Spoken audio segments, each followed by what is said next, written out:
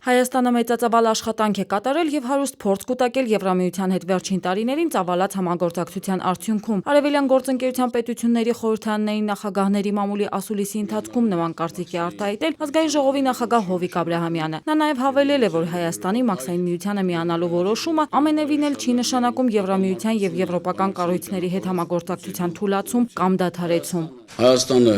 շարունակում է հանձնառու մնալ եվրոպական արժեքներին ու սկզբունքներին, եւ մենք վճռական ենք մեր եվրոպացի գործընկերների հետ միասին ընդլայնելու եւ խորացնելու ինստիտուցիոնալ բարեփոխումների գործընթացը ուղղված ժողովրդավարության, մարդու իրավունքների եւ օրենքի գերակայության շարունակական ամրապնդմանը։ Տարածաշրջանային խնդիրներին, մասնավորապես Լեռնային Ղարաբաղի հիմնախնդրին եւս անդրադարձ է եղել։ Ազգային ժողովի նախագահը ընդգծել է, Հայաստանը շարունակելու է աշխատել ու ջանքեր ներդնել հակամարտությունը բանակցային ճանապարհով լուծելու ուղղությամբ։ Հայաստանը բազմիցս հայտարարել է, որ հավատարիմ է Լեռնային Ղարաբաղի հակամարտության կարգավորմանը բարձրացակապես խաղաղ բանակցությունների միջոցով ԵԱԿ Մինսկի խմբի նախագահության հովանու ներքո